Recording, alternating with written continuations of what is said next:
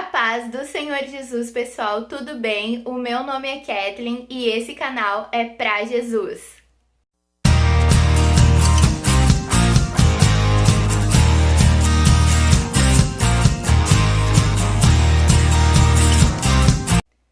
Pessoal, no vídeo de hoje quero compartilhar uma mensagem ministrada em um culto de jovens na minha igreja pela jovem Kathleen Almeida, minha xará, uma menina abençoada, cheia de Deus, do departamento da mocidade da minha igreja, também componente aí do grupo Kairos. Um abraço a todos os componentes da coreografia Kairos, que são uma bênção. Então eu deixo aí essa mensagem ministrada pela Kathleen, que Deus fale ao seu coração. Então ele se levantou, comeu e bebeu, e o alimento lhe deu força suficiente para viajar 40 dias e 40 noites, até chegar ao monte Horebe, o monte de Deus. Ali entrou numa caverna, onde passou a noite. A palavra do Senhor veio a ele: "O que está fazendo aqui, Elias?" Ele respondeu: "Tenho trabalhado duramente para o Senhor, Deus dos exércitos. Porém, o povo de Israel não cumpriu a sua aliança com o Senhor, derrubou os seus altares e matou todos os seus profetas. Sou o único que sobrou, e agora estão tentando matar-me também. Saia e ponha-se no monte, diante do Senhor, pois o Senhor vai passar." O Senhor disse a ele. Então Elias estava ali. O Senhor passou, e um vento de tempestade atingiu a montanha. Era um vento tão forte que as pedras saíram do lugar diante do Senhor. Porém, o Senhor não estava no vento. Depois do vento houve um terremoto, mas o Senhor não estava no terremoto. E depois do terremoto veio um fogo, mas o Senhor não estava no fogo. Depois do fogo ouviu-se um som de brisa suave. Quando Elias ouviu este som, cobriu o seu rosto com o seu manto, saiu e ficou na entrada da caverna. Amém. Por isso vai assim. O profeta Elias viveu no século IX a.C. Nessa época, o povo de Israel havia se dividido em dois reinos. O reino norte, que era de Judá, com capital em Jerusalém, e o reino sul, que era em Israel, com capital em Samaria. Então, a Bíblia não nos revela nada sobre a vida pessoal e familiar do profeta Elias. Nós sabemos que ele vivia na terra de Gileade e que a tradução, o significado do seu nome é Jeová é Deus. Então, nessa época, o lado norte havia alcançado a melhor situação econômica desde que o povo havia se dividido. Então, o lado sul, para manter a boa vizinhança, para não haver conflitos, o rei Acabe se casou com Jezebel e junto eles introduziram em Israel a adoração ao deus Baal. Eles chegaram a construir em Samaria, que era a capital, um templo de adoração a este deus. Então o povo deveria se curvar e idolatrar este falso Deus, que eles diziam ser o Deus da vida e da fertilidade, e um Deus que controlava o tempo. Então o Senhor manda Elias como profeta para dizer a este povo que eles estavam se dobrando, se curvando a um Deus que não existia. Eles estavam se esquecendo do verdadeiro Senhor, eles estavam se esquecendo da aliança que eles tinham com Deus. Então, quando nós lemos um estudo sobre a vida de Elias, nós vamos dizer sobre um tempo ruim para ele profetizar, um tempo ruim no ponto de vista religioso. Mas uma pessoa falar o contrário do que todo um povo está acreditando é uma situação ruim de qualquer ponto de vista. Ele deveria dizer que todas aquelas pessoas que estavam se curvando diante de um Deus estavam sendo enganadas, porque esse Deus na verdade não existia. Então, o profeta Elias, ele não se amedronta, ele vai e faz o que o Senhor manda, e ele profetiza que haveria uma seca por conta deste comportamento do povo estar renegando o seu verdadeiro Deus. Então ele foge para o Oriente, junto ao rio Ribeiro. E ele fica ali para se esconder, porque ele confrontou diretamente o Deus a quem eles adoravam. Então, quando ele está ali fugido, o Senhor ele continua suprindo as necessidades de Elias. Elias toma água do córrego que passa por ali. O alimento dele é trazido por corvos, pão e carne. Então o Senhor ele mandou Elias para uma batalha difícil, mas ele não deixou de sustentar, ele não deixou de guardar Elias, ele não deixou de sustentar as necessidades de Elias. Então não corre mais mais água ali, porque já tem muito tempo de seca. Então o Senhor diz a Elias, vá até o vilarejo de Serepta, uma aldeia, e lá você encontrará uma viúva, e eu lhe darei ordens para que ela se sustente durante este tempo de seca. Então Elias obedece ao Senhor. Quando ele está na entrada da cidade, ele encontra uma mulher que ela está catando gravetos. E ele pede um pouco de água para essa mulher e um pedaço de pão. E essa mulher diz a ele que Deus sabe que tudo que ela tem nas botijas é um restinho de farinha e de óleo, que ela faria do seu último alimento do seu filho e depois eles esperariam a morte. Mas Elias lembra a ela de que o Deus que estava vivo, o Deus que ela disse que era tão certo como o pouco que ela tinha, faria durar para sustentar não só ela e o filho dela, mas a ele também, durante todo o tempo de seca. Então assim a Bíblia vai dizer que durante todo esse tempo de seca, em que o Senhor não mandava chuva, Elias ficou na casa dessa viúva e eles foram sustentados apenas por aquele restinho que ela dizia ser o último, para a última refeição dela. Então chega um dia em que o filho dessa mulher adoece e falece.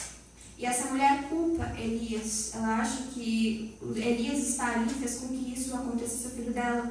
Mas Elias pega o filho dela e clama ao Senhor. E através do clamor de Elias, o Senhor devolve a vida a este menino. Então o Senhor continuou se fazendo presente na vida de Elias mais uma vez. Então chega o tempo em que o Senhor diz a Elias, volte, se apresente ao rei Acabe, pois eu vou mandar chuva. E enquanto isso, em Samaria a fome virou um grande problema. Então Acabe diz a Obadias, o seu servo, vamos sair e procurar capim para tentar salvar algumas mulas e cavalos para que nem todos morram. E eles saem para procurar capim e se separam para procurar mais rápido. Então Obadias, que ele era temente ao Senhor, quando Jezebel mandou matar os profetas de Deus, ele escondeu muitos deles em cavernas e os alimentou. Ele vê Elias vindo em sua direção. Então ele se prostra diante de Elias e Elias diz, vai chamar o rei Acabe, pois eu vou me apresentar a ele. E Obadias questiona, ele hesita, ele diz, Senhor, quando eu chegar aqui com o rei, o Senhor não estiver aqui, o seu espírito não estiver aqui, ele vai me matar. Ele servia ao Senhor, mas ele não tinha plena confiança no Senhor. E provavelmente ele não tinha um relacionamento fixo sobre as rochas com o Senhor, porque ele hesitou neste momento. Então Elias lembra a ele de que tão certo como Deus vive, ele estaria ali e se apresentaria ao rei Acabe. Então assim acontece, ele chama o rei Acabe. E quando Elias se apresenta ao rei Acabe, ele diz, traga os profetas de Baal ao Monte Carmelo, traga o povo. E assim ele faz, quando eles sobem no Monte Carmelo, ele diz, tragam 2 carneiros. Os profetas do Baal, eles escolherão primeiro o carneiro que eles querem, porque eles estão em maior número. Nós montaremos o sacrifício, nós prepararemos o carneiro, mas nós não vamos acender o fogo, nós vamos clamar. E o Deus que for o Deus vivo vai acender o fogo. Então, os profetas de Baal preparam o sacrifício, e a Bíblia vai dizer que eles passam a manhã inteira clamando, gritando e nada acontece. Eles cortam com as suas espadas o seu corpo para que sangue, eles gritem mais alto e nada acontece. Continua ali o sacrifício e nada acontece, não pega fogo, porque eles estavam falando sozinhos. Eles estavam gritando a nada, eles estavam gritando ao vento, não tinham Deus escutando eles. Então a Bíblia vai dizer que quando chegou no período da tarde, que era costumeiro fazer o sacrifício, o profeta Elias, ele refaz, ele arruma, conserta o templo de Deus que existia ali. Ele cava em volta do templo como se fossem canaletas, ele coloca o sacrifício e ele diz ao povo para que o povo molhe aquilo, e o povo molha o sacrifício, a lenha, até que enche as canaletas ali em volta. E aí, sem precisar de muito esforço, ele começa a clamar ao Senhor. Ele diz, Senhor, eu sou teu servo. Então se faz vivo aqui, se mostre a este povo que tu és o Deus a quem nós devemos servir. Aleluia. Que tu és o Deus de Israel. Então cai fogo do céu e não queima só a lenha, queima o carneiro, seca o córrego que ele fez em volta, que tinha água. O povo se curva e começa a dizer que eles se lembraram de que só Deus dos exércitos era o Deus. Então ele diz, segurem os profetas de Baal, e eles matam os profetas. Depois que isso acontece, ele sobe ao topo do Monte Carmelo e ele se prostra, com o rosto entre as pernas, A Bíblia não nos revela o que ele estava fazendo ali, se ele estava agradecendo, se ele estava questionando. Só mostra que é um momento íntimo entre ele e o Senhor. Então, Obadias sobe até lá e ele diz para que Obadias vá e olhe para o céu, na ponta do monte. Obadias faz isso 7 vezes até que ele vê uma nuvem do tamanho da mão de um homem vindo de cima do mar. E ele diz, avisa ao rei para que ele desça logo antes que a chuva inunde tudo e ele não consiga descer ao monte. E assim eles fazem. Quando o rei chega em casa e conta a Jezabel o que Obadias fez, ela fica furiosa. E ela manda um mensageiro dizer a Obadias que ela irá fazer a mesma coisa com ele que ele fez com os profetas. E que se ela não fizesse isso, então os deuses deveriam castigar ela. O que essa mulher não sabia é que não existia deuses, existia um só Deus, e era o Deus que protegia Elias, o Deus a quem zelava por Elias, o Deus a quem Elias entrava para ir em uma batalha. Então Elias fica assustado, ele foge para Berseba com Obadias, e depois ele sai no caminho do deserto sozinho, ele deixa Obadias ali e sai sozinho no deserto. Então ele começa a caminhar sozinho. Não para tentar fugir, mas para tentar ficar só com Deus, talvez. Então, ele para embaixo de uma árvore e ele clama ao Senhor. Deus, tire a minha vida. Eu terei de morrer algum dia, então por que não agora? Imagine a aflição de um homem a ponto de pedir para que Deus tire a vida dele. Um homem que viu fogo cair do céu, um homem que quando clamou para que um menino morto ressuscitasse, teve a vida desse menino ressuscitado. Então não era falta de Deus, não era Deus não estar vendo ele, não era ele questionar ou duvidar da presença de Deus. Era a aflição que ele tinha consigo. Porque o profeta Elias ser um homem muito usado por Deus não faz dele menos humano, não faz dele menos homem. Então ele continua tendo limitações, ele continua tendo fraquezas. Então a Bíblia vai dizer que ele dormiu. Depois apareceu um anjo e acordou a ele e disse, Elias, coma. Então Elias acordou e tinha alimento ali, sendo aquecido sobre pedras. O Senhor mais uma vez estava sustentando Elias, o Senhor mais uma vez estava cuidando de Elias. Imagina a gente receber um presente de uma pessoa e essa pessoa falar que não quer aquele presente, essa pessoa pedir para devolver aquele presente a gente ficaria triste, né? A gente não ia ficar feliz, contente com isso. Então o Senhor dá a vida a Elias, ele pede para que a vida dele seja tirada, e o Senhor vai lá e manda um anjo dele acordar ele, porque ele precisa comer para se sustentar, para ficar forte. O Senhor, ele entende as frustrações de Elias, o Senhor, ele entende que Elias não é um super-homem, porque não é isso que o Senhor quer, não é isso que o Senhor espera. O Senhor espera que a gente demonstre a Ele as nossas fraquezas, o Senhor espera que a gente demonstre a Ele, que a gente se entregue a Ele as nossas frustrações. Então Elias come e volta a dormir.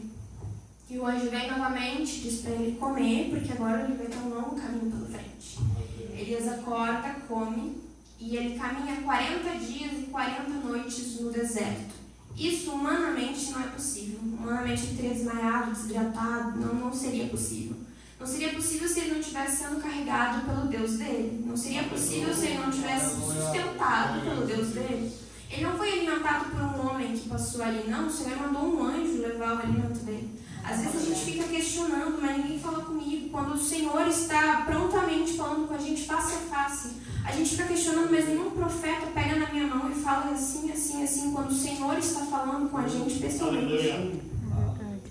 Então o profeta Elias caminha 40 dias e 40 noites até chegar no Monte Herob, o Monte de Deus. Ele entra numa caverna onde ele passa a noite, ele acorda e ele escuta a voz do Senhor e fala com ele, Elias, o que você está fazendo aqui? E ele conta as frustrações dele, ele conta para o Senhor o que estava acontecendo. É engraçado porque a gente não vê ele reclamar, ele questionar, não, ele conta como a gente conta para um amigo. Ele conta como se o Senhor, ele conta porque o Senhor estava ouvindo ele não fala porque o Senhor fez isso, porque o Senhor não salvou profetas, ele fala, Senhor, aconteceu isso, e eu estou aqui porque aconteceu essas coisas. Então o Senhor diz para Elias, saia, suba ao topo do monte e se coloque na minha presença porque eu vou passar. Então muitas vezes a gente para em determinadas coisas que acontecem na nossa vida. E o Senhor vai até nós e ele pergunta, o que você está fazendo aqui quando ainda tem um caminho para percorrer? O que você está fazendo remoendo essas coisas enquanto ainda tem tanto para mim fazer? O que você está fazendo vendo coisas passadas enquanto tem coisas novas sendo feitas? Então o Senhor diz, se coloque na minha presença. presença. O Senhor não disse para Elias, vá até o monte e eu irei passar. Não, ele disse, se coloque na minha presença e você vai passar. Não adianta a gente ficar dentro da caverna e ficar esperando ver terremoto, ver fogo do céu caindo. Não, se coloque na presença do Senhor para que você possa perceber Ele. Então, quando Elias se coloca na presença do Senhor, a Bíblia vai dizer que ele viu vento forte, terremoto, e não viu o Senhor. Então, quando diz, e ouviu-se um som de uma brisa suave, ele cobre o seu rosto com o seu manto e volta para a porta da caverna. Elias, ele já tinha provavelmente uma confusão dentro de si. Porque uma pessoa desejar a morte, ela não estava tranquila. Ele já tinha provavelmente um vento um turbilhão de emoções dentro de si, um terremoto de sentimentos dentro de si. O que ele não tinha era paz, era calmaria, era como uma brisa suave do Senhor. E é isso que o Senhor traz a ele. Quando nós estamos entristecidos, quando nós estamos cansados na presença do Senhor e nós queremos um renovo, nós queremos mais de Deus, nós temos a mania de querer achar que isso vai vir através de grandes cultos, grandes profetas, grandes cantores, enquanto o Senhor faz isso através de um dia de sol, o Senhor faz isso através de mais um dia de vida. O Senhor faz isso se fazendo presente nas nossas vidas, suprindo as nossas necessidades. Então, Elias volta para a porta da caverna, para a entrada da caverna, e o Senhor pergunta de novo a ele, Elias, por que você está aqui? E ele responde, porque Elias já teve a brisa, Elias já viu a presença do Senhor em forma de calmaria, já não era mais para ter confusão dentro de si. Mas ele volta para a porta da caverna como se esperasse mais, ou como se pretendesse ficar ali. E o Senhor questiona ele, Elias, por que você está aqui? E ele conta de novo as suas frustrações, como se tudo que ele tivesse ouvido até ali não tivesse sido suficiente. Então o Senhor dá mais obras para ele fazer. O Senhor diz, volte pelo caminho que você tem mais a fazer. E o Senhor ainda conta a ele, eu salvei 7.000 pessoas em Israel que nunca se curvaram a Baal. Então não ache que eu não estou cuidando, porque eu estou. Não é porque tu não vê, porque tu não percebe que eu não estou fazendo. Elias, ele questiona o Senhor como se o Senhor não estivesse zelando por ele. Mas em toda a história de Elias, a gente percebe muita intimidade da parte dele com o Senhor. A gente percebe muito conhecimento da parte dele pelo Senhor. Então, quando a gente vê um homem que viu fogo cair do céu, um homem que teve, sim, o seu Deus provado ali na frente de todo mundo, pensar em morte, não desejar mais a vida, a gente questiona. Porque muitas vezes a gente vê, hoje em dia, uma pessoa, simplesmente por ela ser crente, a gente questiona, ela está triste, a gente questiona, ela está chateada. Porque a gente pensa que por nós sermos crentes, nós devemos ser super-humanos, quando não é isso que o Senhor quer. O Senhor espera que de super no relacionamento só tenha Ele. A gente continue sendo humano, frágil, limitado, porque é isso que o Senhor nos vê, é assim que o Senhor nos vê, Ele nos conhece assim, foi Ele quem nos fez.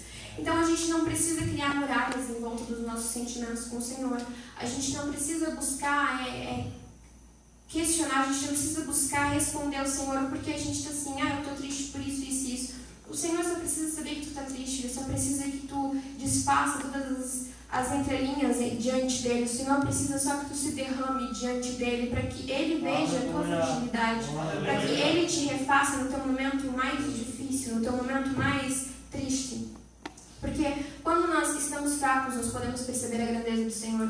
Agora, se o Senhor tivesse alimentado Elias nesses 40 dias e 40 noites, ele não ia dizer que foi o Senhor que sustentou ele. Ele ia dizer que foi o corpo dele, ele comeu, ele bebeu, ele dormiu.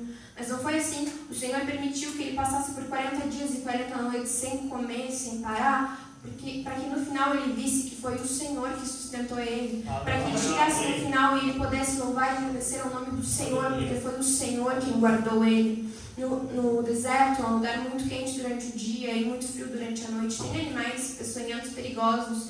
Então não tem como um homem que procura calmaria ir para o meio do deserto. Vou passar 40 dias e 40 noites num lugar que é quente, frio, perigoso, sem alimento. Ele estava gritando por socorro e ele sabia que existia um Deus que iria guardar ele durante todo esse caminho. Elias podia ter convidado Obadias para ir com ele ao deserto.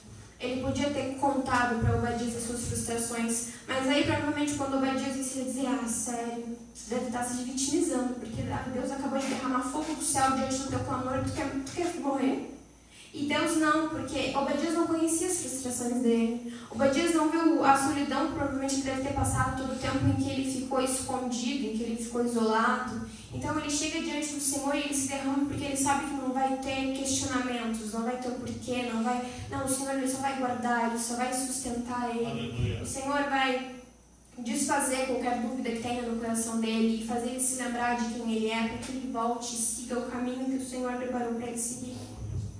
Quando nós olhamos para a história dele, eu particularmente gostei muito de ler a história de Elias, porque é uma história tão intimista, é uma história que tem tanto contato pessoal do profeta Elias com o Senhor, tem tanto contato íntimo de Elias com o Senhor, porque assim como Elias obedece ao Senhor, Deus ele também cuida e guarda de Elias em cada canto em que Elias está. Ele se preocupa em escolher um lugar para Elias ir quando o córrego seca. Ele se preocupa em avisar Elias que Elias tem que voltar e tem que se apresentar ao rei. Ele guarda Elias em cada uma das situações. Mas existe um ponto, às vezes, em que nós emburramos e nós ficamos ali. Nós não permitimos que o Senhor faça as coisas fluírem. Então Deus precisa chegar para a gente e perguntar: o que você está fazendo aqui ainda? A gente fica remoendo coisas e não permitindo evoluir sem necessidade. Então o Senhor precisa se apresentar a nós e perguntar: o que vocês estão fazendo aqui? Eu não sei para onde ir. O Senhor diz: sabe sim, vai para a minha presença. Senhor, eu estou aqui nessa caverna porque os problemas estão me cansando e eu não sei para onde ir. O Senhor diz: sabe sim, vai para a minha presença. Porque através da minha presença tu vê o meu agir, tu vê eu passando. E quando eu passo é como brisa suave e eu passo bálsamo sobre as tuas feridas. Quando eu passo é como brisa suave e eu acalmo as tuas confusões. Eu acabo com os teus questionamentos.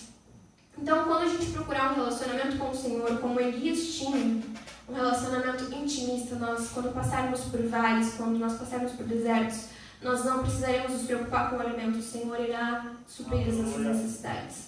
Agora, se nós ficarmos gritando como os profetas de Baal, nós não vamos ter a quem recorrer. O Senhor não tem como a gente ser respondido por algo que não está nos ouvindo.